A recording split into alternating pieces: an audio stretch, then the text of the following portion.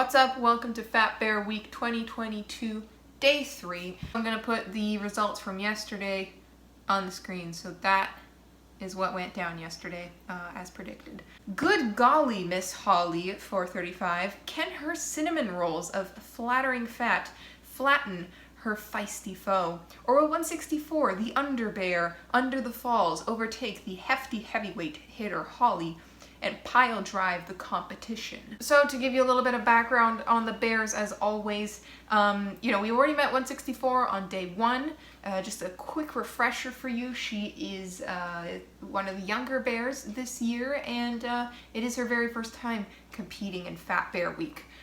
As for Holly, she has a very lengthy history with Fat Bear Week, just like a lot of the veterans. And she's a little bit all over the place in terms of her track record.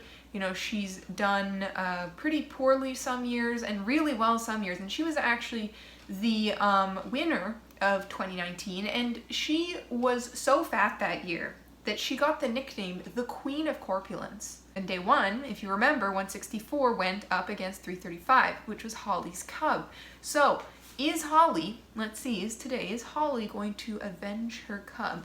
So let's just go straight into the analysis for this one. I will say, as we said, 164 did a great job in terms of fattening herself up, but she didn't make a ton of progress over the last few months. She's still trying, I guess. She's trying to work it out. She probably doesn't, maybe she needs a personal trainer, I don't know, but she's okay. But for 435 Holly, I am a little bit disappointed in her performance this year. Like, we know what she's capable of.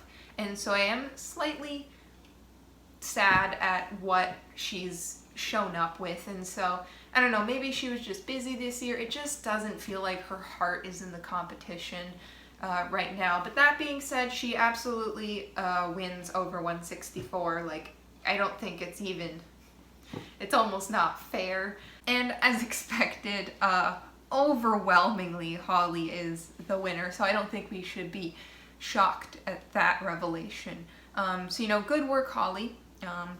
We'll see you in 2 days. And 164, good attempt. You got to a second round in Fat Bear Week, and I think that you should feel very accomplished for your first time. Yeah, pretty proud of 164. Have a lovely hibernation. And on to round 2. It's time to choose in this round of large and in-charge battling Bruins. Will 747's gut ground clearance, or lack thereof, let this bear plane soar to victory over the Chunkmeister?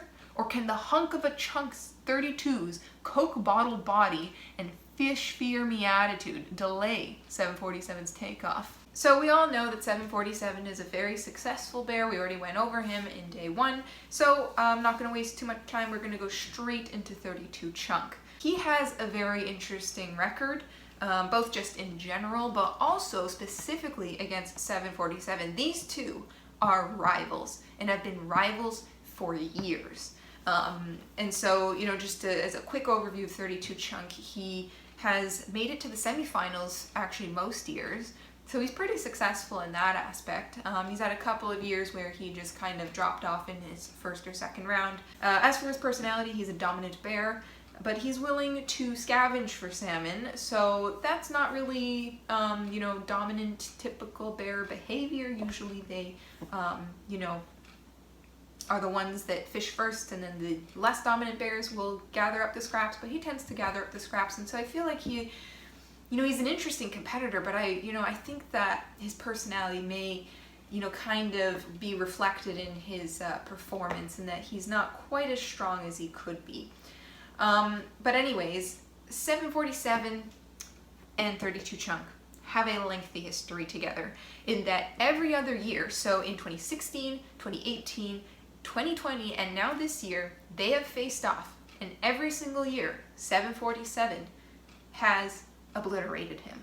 He has, 32 Chunk has faced off with him in the finals, actually, in 2020. So they're bitter rivals. So looking into the analysis, let's start off with just general improvement. I think it's fairly obvious that 32 Chunk had a bit of a head start, but it should be noted that his picture was taken you know, almost a little over 2 weeks after 747's before pictures. So we don't really know what he looked like at the same time, but the pictures, the after pictures were taken at the same time. So I don't know how much progress can be made in 2 weeks, but I do want to note that. So we don't know how small 32 Chunk was before that. 747 has this advantage over the other bears, like photogenically speaking, in that he has a very wide stance. Like, he is wide, just like a 747. He truly does live up to the name of the airplane. So just like the giant wings of a 747, he has a very wide stance in every single picture I've ever seen him in. And so I think he's very, as I said on day one, I think he's very big boned. With 32 Chunk, you can see his belly hangs very low. Like, I'm trying to look kind of proportional to the rib, like the top of the chest, instead of trying to look at the leg, because it's really hard. I can't tell where his legs end as well in this picture because the water is very turbulent.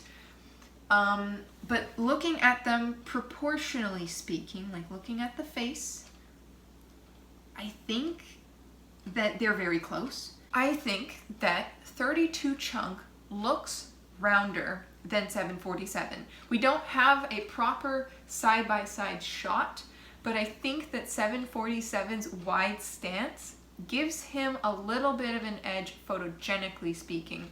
But when you look at the curvature of his sides, he's not bulging, you know? Like, 32 Chunk, to me, also doesn't have quite that rotundity as he should, in my opinion. I think he could have tried a little harder this year. He's a little bit rounder than 747.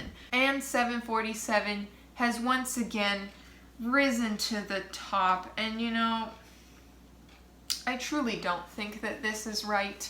Scholarly opinion aside, I will admit that I do have these pesky things called emotions rearing their ugly heads and coming to the surface.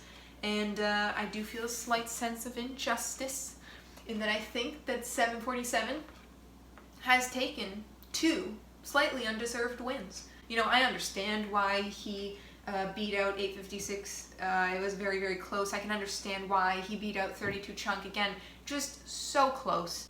I think that it should have been 856 versus 32 Chunk. There, I said it. I think the public is wrong. He definitely put the work in. I'm not gonna lie there. I think he put the work in. I don't think that should be downplayed, but I think that he has a lot of fans that are twisting the results, in the sense that I don't think people are cheating. I don't think people are putting in multiple emails. I just think that they're not thinking clearly and that he does not deserve to be here. And I will say, between 856 and 32 Chunk, I think it's also very close. I think that 856 should beat out 32 Chunk, but we'll never know. We will never know because it's rigged. Anyways, peace.